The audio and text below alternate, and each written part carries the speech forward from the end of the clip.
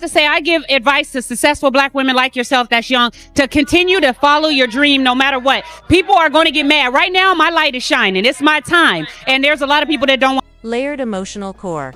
Doug Christie's journey from devoted father to betrayed man seeking justice anchors the entire story.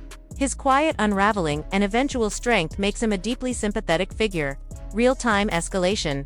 The unfolding nature of the scandal, from a letter to viral hashtags to courtroom bombshells, keeps the stakes rising without ever plateauing. Modern culture lens. You nailed how social media, reality TV, and celebrity culture can distort truth. The inclusion of Reddit leaks, TikTok reenactments, and VH1 complicity adds a razor-sharp critique of media ethics. Unpredictable twists. The Clarence Knox paternity angle, hidden wire transfers, and Jackie's planned reality TV spin. These keep the story from falling into predictable drama. They feel earned, not gratuitous. Doug Christie thought he had it all figured out. For more than 20 years, he poured his heart into being the best father he could be to Chantal, the daughter he believed was his own. He coached her, protected her, gave up opportunities for the sake of his family, and never questioned the truth he was handed. But now, that truth is unraveling in a way no one saw coming. In a dramatic legal move, Doug has filed a $46 million lawsuit against Jackie Christie and Chris Webber, accusing them of orchestrating an elaborate scheme of paternity deception that upended his life. The claims aren't just wild accusations, they include doctored DNA tests, hidden birth records, and whispers of a hospital-level conspiracy to keep Doug in the dark while Chris lived unbothered, never having to face the consequences. The courtroom revelations have been Jackie, under oath, admitted to tampering with documents years ago, all in the name of protecting the family's image. But protect who, exactly? Now Chantal is caught in the emotional crossfire, questioning everything she thought she knew about her own identity. Chris Webber, meanwhile, has been legally summoned and can no longer dodge the questions he's avoided for years. Things reached a boiling point when the judge demanded Jackie hand over every hidden file, message, and manipulated detail tied to Doug's exclusion from the truth. This lawsuit isn't just about money, it's about a man seeking justice, clarity, and a reckoning for years of betrayal. What triggered it all? A letter. An envelope sat on Doug's kitchen counter for 2 days, sent from a law office, oddly addressed to Douglas Morris Christie, biological guardian. Suspicion overtook him. When he opened it, the contents nearly dropped him to the floor. A motion from a man named Clarence Knox, requesting to reopen a sealed paternity case from 2003, one involving Chantal Christie. Doug went straight to Jackie. No shouting to the press. No viral tweets. Just silence and a folder. When she saw it, she froze. "Is this real?" Doug asked, and Jackie, for once, had no comeback. Her only reply was a whisper. "It was a long time ago. I thought it was handled." That word, handled, was the match. Doug, the man known for calm and composure, exploded. Handled? Like she's a utility bill. What followed was a deep dive into a hidden history. Doug Christie thought the worst had already hit, but nothing prepared him for what came next. A video time-stamped months before Chantal's birth surfaced. In it, Jackie and Chris Webber sat together at a prenatal appointment, laughing, whispering, fingers laced like high school sweethearts. And then came the bombshell. A nurse's voice off-camera casually asked, "You two ready for baby Webber?" Doug watched that footage 17 times. Not to convince himself of its truth, but because he couldn't wrap his head around the performance. Every Father's Day post Jackie ever made. Every tear-filled segment on Basketball Wives. Every staged therapy session where Doug was painted as overly controlling, all of it suddenly made sense. She wasn't trying to control him. She was controlling the lie. When the lawsuit hit the media, the internet detonated. Hashtags like #FraudIFE, #JackieExposed, and #Webber was the daddy trended within hours. Chris Webber stayed quiet for 3 days. It wasn't until TMZ cornered him at the airport that he muttered a single line. "No comment, but I ain't surprised." But Doug wasn't done. He demanded a supervised, court-ordered DNA test. Chantal agreed, and when the results came in, the courtroom didn't gasp, they held their breath. The test confirmed it. Chris Webber was Chantal's biological father. Doug didn't cry. He didn't speak. He stood, buttoned his jacket, and walked out without a word. Jackie tried to follow, but security stepped in. One guard later recalled hearing Doug whisper, "She was never mine. You were never honest, and no, you'll never see a dime." The case gathered steam. Doug's legal team laid out the financial toll: $2.7 million spent on raising Chantal private schools, medical care, even reality TV appearances, all based on a false belief. Meanwhile, Jackie tried to regain control. She begged VH1 to let her speak out on camera, but the network went dark. Sponsors were already pulling out. No one wanted their brand tied to a scandal of this magnitude. Then came the third gut punch. Chantal, now in her 20s, posted a cryptic Instagram story: "Blood doesn't make a dad. Silence doesn't erase the truth." She deleted it within hours, but it was too late. Screenshots spread like wildfire. Some saw it as support for Doug, others said she was siding with Chris. But behind the scenes, Chantal had taken legal steps to remove Doug's name from her birth certificate. Doug learned about it from his attorney. That night, Doug sat in his car for 4 hours, staring at an old photo, him and Chantal at a game. Her on his shoulders, waving a foam finger that read "Number 1 Dad." He was being erased, but not broken. In fact, he was more determined than ever. Then the next twist dropped like a thunderclap. As the courtroom buzzed from Jackie's admissions and Chris's silence, Doug's attorney rose with a final request: permission to submit new evidence. Judge Hill granted it. From a leather briefcase, they pulled a sealed envelope. Inside was a second DNA test, one Doug had secretly commissioned weeks earlier. It wasn't connected to Jackie, her lawyers, or her doctors. No names were on it, just numbers, IDs, and lab credentials. The results were undeniable. Doug was not Chantal's father. The courtroom gasped, but Doug's team wasn't done. Alongside the test results, they unveiled something far more explosive: the findings of a private investigator. The PI had uncovered a quiet financial arrangement between Jackie and Chris stretching back decades. Payments disguised as consulting fees, offshore deposits, all perfectly aligned with key moments in Chantal's life: first day of school, Sweet 16, college tuition. Chris had been there all along, not publicly, but financially, playing silent dad behind the curtain while Doug unknowingly raised his child. It got worse. Jackie had allegedly forged medical records at Chantal's birth, listing Doug as the biological father. That made every legal document he signed from that moment a product of deception. That's not just unethical, it's paternity fraud. Doug's lawyer didn't hold back. With clarity and force, he laid out the damage: over 20 years of emotional trauma, financial loss, and career harm, all based on a lie. The demand stood: $46 million in damages. As Doug spoke, Jackie tried to plead. "I was scared," she sobbed. Doug was stable. Chris wasn't. "I didn't think he could handle being a father." But Doug wasn't moved. Leaning into the microphone, he delivered the line that would go viral in minutes: "You didn't choose stability. You chose you let me love a child like mine, only to watch the lie unravel like trash in the wind." Silence fell like a curtain. Outside, news vans lined the courthouse steps. Twitter burned with fresh takes. Former NBA players, reality stars, even coaches' wives chimed in. But the biggest story wasn't the betrayal. It was the legacy of it. Doug had believed in a family that never truly existed, and now, piece by piece, he was reclaiming the truth. As the scandal raged on, all eyes turned to Chantal, the woman at the center of this emotional earthquake. Quiet until now, she stunned the courtroom by requesting a private session with the judge. When proceedings resumed, she stepped onto the witness stand, hands trembling, voice cracking, but there was no hesitation in her words. "I always wondered why I didn't look like my dad," she said, eyes fixed on the floor. Then, slowly turning to Doug, she whispered, "I'm sorry. I still love you." Doug's eyes glossed with tears.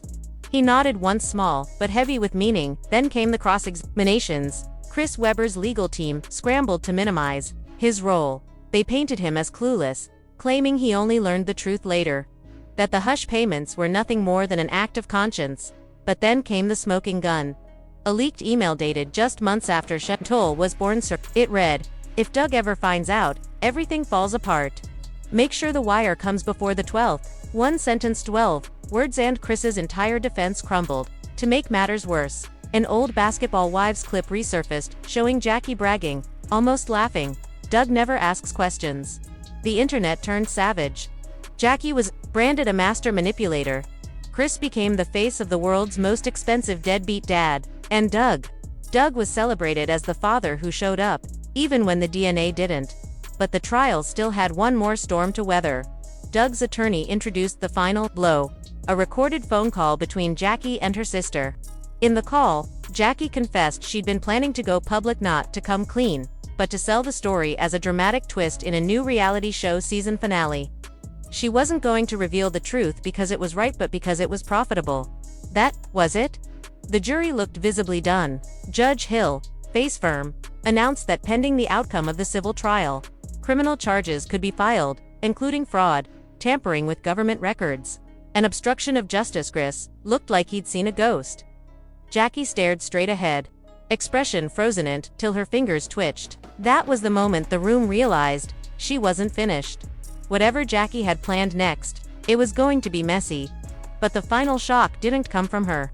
It came from the one person no one expected, Chantal. Just as cameras began packing up and attorneys gathered their paperwork, Chantal stood, no cue, no script, no warning. With tears in her eyes and fire in her voice, she said, "I want to speak. Not as a witness, not as someone's daughter, but as the person caught in." Jackie tried to object but the judge cut her off cold. "You've had your turn, Mrs. Christie. Now it's hers." Chantal pressed on, her voice unwavering despite the weight of the moment. "This lawsuit isn't just about money. It's about accountability. My mom used me as leverage. Chris Webber let her. And Doug. You may not be my biological father, but you were the only one who ever showed up. For that, I'm grateful." But the lies, they stop here. The silence that followed was electric.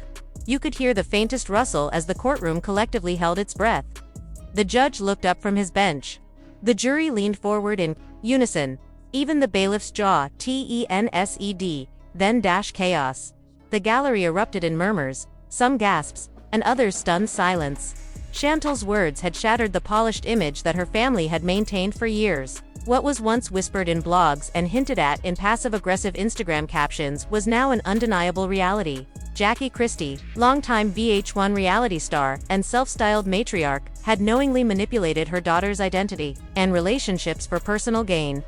Chris Webber, a legend and once rumored to be Chantal's father, was implicated not just as a passive figure, but as someone who allegedly knew the truth and chose silence. And Doug Christie, her devoted husband, stood publicly exposed, blindsided by a history he never fully knew.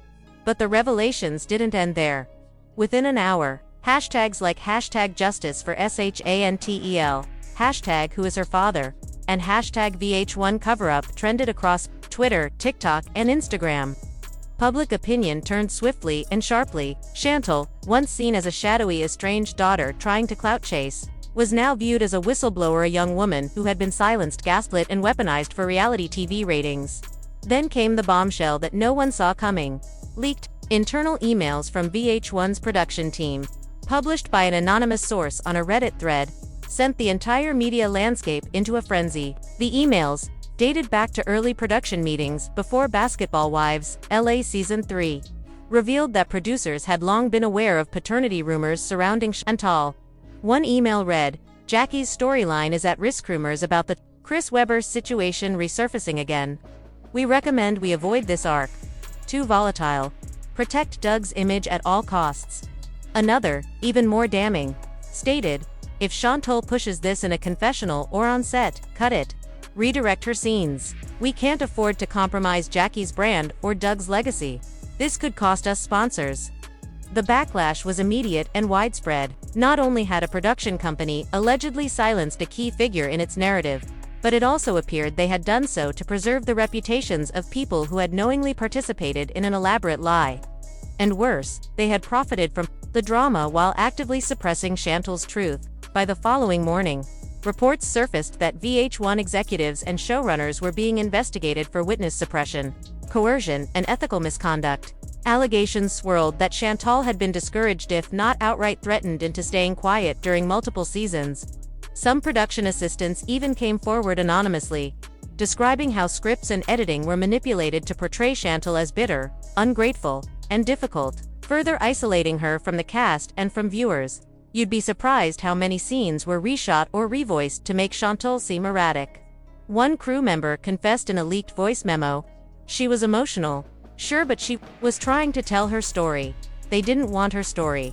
The court of public opinion shifted again, this time with fury directed at the network. Activist groups began calling for a boycott of VH1's programming. Sponsors started pulling out. A Change.org petition demanding formal investigations into reality TV ethics quickly amassed over 500,000 signatures. Even celebrities who had once appeared on the show, some of Jackie's old co-stars, began issuing statements of support for Chantal. Meanwhile, Jackie Christie remained eerily silent. Her PR team released a sterile statement, saying she refuted any intentional wrongdoing, and was deeply saddened by the current state of family affairs. But the damage was done. Years of curated branding as a protective mother, loyal wife, and misunderstood woman were crumbling under the weight of exposed manipulation and gaslit narratives. Doug Christie, visibly shaken, made a surprise appearance the day after Chantal's testimony. He stood outside the courthouse and, for the first time, addressed the media directly. "I loved my daughter, like my own," he said, voice cracking. "If I was lied to, if I was used in a game to control her story, I need to make that right, not just in court, but in life." Chris Webber, long silent on the topic, released a cryptic tweet that read only, "Some truths don't need airtime." The tweet was later deleted, but not before being screen captured and widely mocked. Many viewed it as a dismissive and cowardly response, especially given his alleged role in perpetuating the secret. As the trial pressed forward, the legal case took on new dimensions.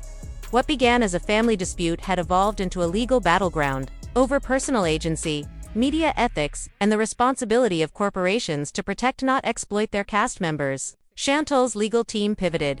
In addition to pursuing damages for emotional distress and defamation, they began building a case against VH1 for its alleged complicity in covering up critical facts and manipulating real lives for entertainment. Chantal, for her part, remained steady. Her next appearance outside the courtroom was brief but powerful. "I didn't come here for revenge. I came here for truth. And for anyone who's ever been told to be quiet, to protect the brand, to wait your turn, this is for you too." Her words resonated far beyond the courtroom. Social media turned her into a symbol, not just of familial betrayal, but of resilience in the face of institutional gaslighting. Think pieces flooded the internet, dissecting how reality television blurs the lines between fiction and exploitation. Discussions began around introducing legislation to protect reality show participants, especially young people and family members, drawn into fame without their consent. What comes next for Chantal, Jackie, and the tangled web of lies remains to be seen. But one thing is certain: the truth has a way of rising, and this time, it did so in front of millions. As Chantal sat back down, Chris Webber stood up, silent. No apology, no statement. He walked out of the courtroom without looking back. Doug watched him go, jaw clenched, fists balled, but didn't follow. Not this time. When court recessed, paparazzi swarmed the halls. But Chantal didn't run. She turned toward the cameras, eyes tired but unflinching, and said, "I just want peace. But I'm done keeping their secrets." Just like that, the story flipped. Doug Christie's legal team didn't just hold the line, they escalated. They filed an amended lawsuit that accused Jackie Christie of emotional exploitation of a minor, public deception through brand manipulation, and willful interference with paternal rights, and that initial $46 million. Now it looked like a starting point. Legal insiders whispered, if Chantal files her own civil suit, Jackie could face an additional $10 to $15 million in damages, not to mention criminal charges, depending on what's uncovered in discovery. Meanwhile, social media turned into a battleground. Clips of Jackie denying any relationship with Chris Webber resurfaced and were dissected like crime scene footage. TikTok exploded with reenactments of courtroom moments. YouTube legal analysts went viral. Body language experts broke down every blink, twitch, and smile. The internet declared its verdict long before the jury. And Jackie was front and center as, for Chris Webber, he went silent. No comments, no posts, not even a like. But the rumor mill kept churning. Allegedly, Chris's ex-wife reached out to Chantal privately, offering help to file her own lawsuits, citing long-standing suspicions about Chris's hidden affairs and behavior from the NBA days. Back in court, Doug's team brought in a celebrity, forensic psychologist. Her diagnosis: Jackie Christie displays patterns consistent with long-term narcissistic manipulation, reinforced by public image control and emotional isolation of close family members. Translation: Jackie built a kingdom of lies, and now it was collapsing, brick by brick. Still, she refused to apologize. even as the jury deliberated, even when Chantel, her own daughter, offered her a chance to make things right. Jackie brushed her off. Cold. And that was Doug's final straw, in a move that even his lawyers didn't see coming. Doug filed a restraining order against Jackie, Christie, citing psychological gaslighting, ongoing manipulation, and the public exploitation of private trauma for personal gain. But that wasn't all. He also filed for full legal custody of Chantel Levin as an adult. Why? Because Doug believed Jackie was still emotionally controlling her, using guilt, shame, and spectacle to keep her in check. This was no longer about paternity. This was a fight for freedom. The judge ordered a full forensic audit of Jackie's personal brand, every dollar, every contract, every consulting fee. That includes payments from VH1 bonuses to stylists, cast members, and producers off the book. Deals meant to bury the DNA truth. VH1 now found itself in the crosshairs. If it's proven they enabled the deception or suppressed key information to protect the show's brand, they could be on the hook for millions in defamation, negligence, and willful cover-up. Suddenly, this wasn't just about Jackie. This was about the Basketball Wives franchise itself. And in the middle of it all was Chantel. She walked out of that courthouse alone. No PR team, no entourage, just the original DNA test in her hand and a phone full of receipts. A reporter called out, "What happens next?" Chantel didn't even blink. "I tell my story. All of it. On my terms." Fade to black. Now, the entire Christie empire dangles by a thread. A $46 million lawsuit. A reality empire under investigation. A courtroom that became a media firestorm. And two people, Jackie and Chris, who may never recover from what just hit them. But here's the real question. Is Doug Christie fighting for justice or revenge? Because this case, it's not just about DNA. It's about betrayal, power, control. The cost of silence. Jackie swore this secret would die with her. Chris thought it was buried for good. And Doug, he's no longer the quiet NBA husband in the background. Now he holds the McHand. The courtroom isn't ready for what's coming next. But trust, we've got the receipts, so if you think this was the end, baby, this was just the pregame. Grab your popcorn.